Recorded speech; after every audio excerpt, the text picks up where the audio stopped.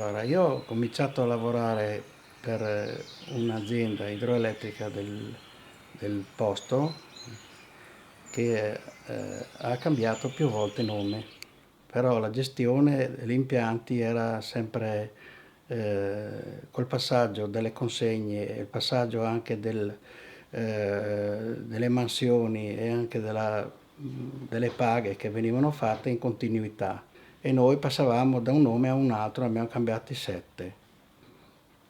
Quindi questi passaggi hanno raccontato una storia del territorio, dove c'è un territorio che ha una risorsa che sarebbe l'acqua, che noi cittadini forse non percepiamo bene fino in fondo cosa sia una risorsa che abbiamo, mentre le risorse che noi non abbiamo andiamo a comprarle a prezzi che dicono le multinazionali in giro per il mondo, ne abbiamo una qua e questa energia mi sembrava che fosse una bella cosa lavorare per un impianto che produce energia e che mio nonno e che mio padre hanno lavorato andando in bicicletta su Ponte Eracli. E quindi c'era un modo di lavorare e anche un ambiente di un certo tipo all'inizio. Mi ricordo che io ho dei figli, che c'era una gratifica per quelli che lavoravano all'interno di queste aziende, di questa azienda. Fino a un certo punto c'erano dei contributi per lo studio dei figli, contributi per le vacanze, contributi nel senso che davano qualcosa alla fine dell'anno come dei giocattoli per i bambini, quindi c'era un ambiente che riconosceva chi lavorava e l'ambiente e si lavorava, dico la verità, io ho lavorato volentieri, anche perché il mio lavoro era il guardiadiga, quindi quelli che hanno fatto la diga hanno anche seguito i lavori e anche le varie manutenzioni e i vari aspetti della sicurezza sulle dighe. Erano gli stessi, quindi avevano delle competenze ed erano persone che sapevano, diciamo, di cosa si stava parlando.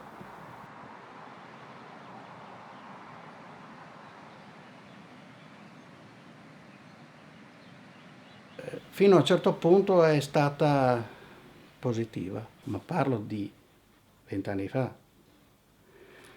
Dopo le cose sono cambiate. Naturalmente la nostra centrale di Meduno aveva la manutenzione della manutenzione meccanica, dove c'era manutenzione elettrica, c'erano delle competenze che si poteva fare qualsiasi tipo di riparazione sulle linee, su tutto. Man mano sono state smantellate, hanno chiuso il reparto officina e hanno esternalizzato la parte elettrica, scendendo con i numeri man mano dall'inizio, da 70 a 74 che erano nei primi anni che hanno fatto le dighe, a 26. È una cosa che va per tutta l'Italia, perdere un 60% di capacità lavorative.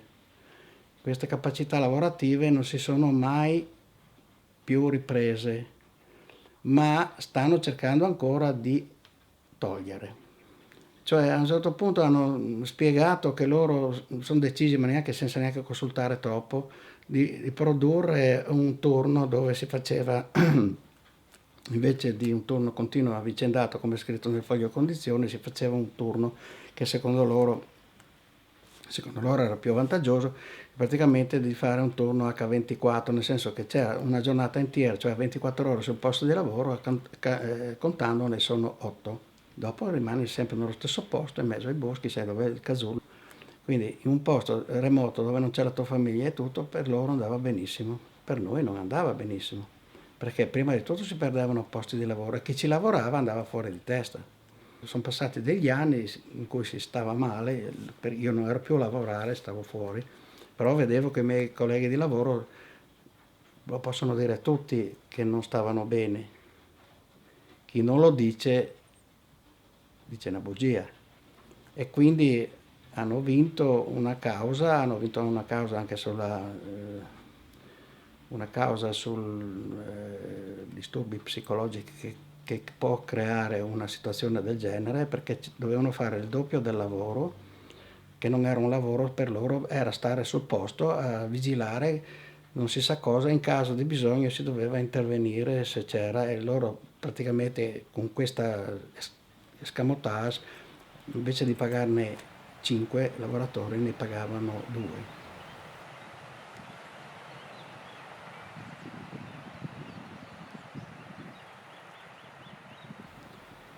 Ma uno non può fare più di metà della sua vita in una diga senza essere d'accordo a farlo, perché uno che vuole fare, che vuole fare l'eremita può anche trovarlo uno.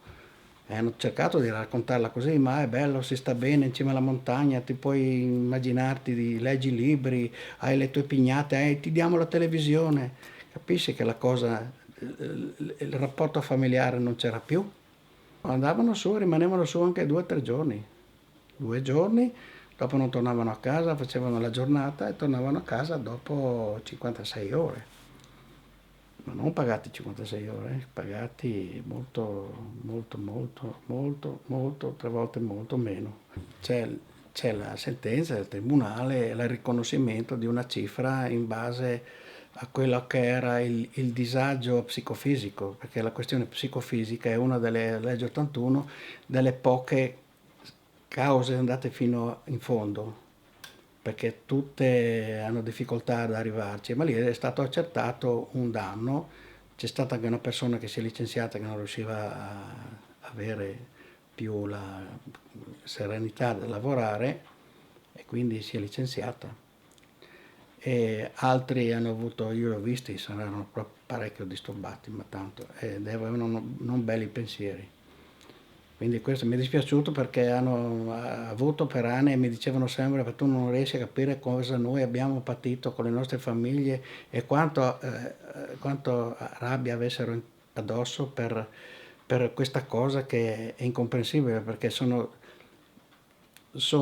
aziende che hanno degli utili folli. Se io ti dico quelli che sono i costi, tolti i canoni, tolte le spese proprio per il personale, è imbarazzante.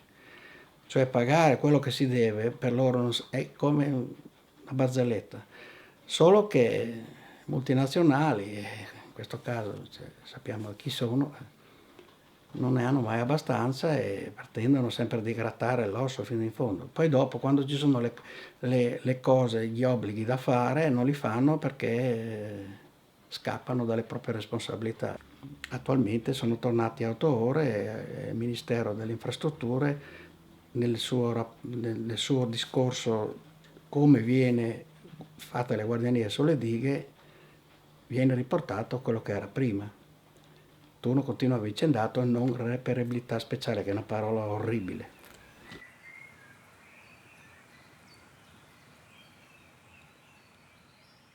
Se bisogna fare una legge, io e lei siamo andati a parlare con qualcuno che ci ha ascoltato e abbiamo fatto in maniera che la legge venga scritta e l'abbiamo fatta con gli articoli 27, di cui se vai a leggerti l'articolo 17, clausole sociali, una parte l'ho scritto anch'io. La legge 21 del 2020, legge regionale.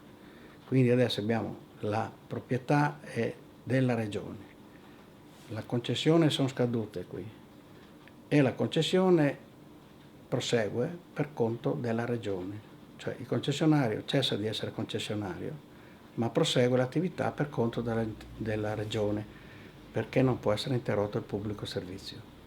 C'è un nuovo patto col territorio, il territorio deve avere i suoi canoni, le persone devono lavorare in maniera decente e tutti felici e contenti con un nuovo patto. Noi non vogliamo accendere la luce della Madonnina di Milano a 2A e non vogliamo neanche accendere la luce della Gioconda al Louvre, che sarebbero gli altri. Quindi se l'acqua è nostra, la regionalizzazione è nostra, pensiamo prima ai nostri interessi per legge, senza nulla togliere chi farà il concessionario per gara.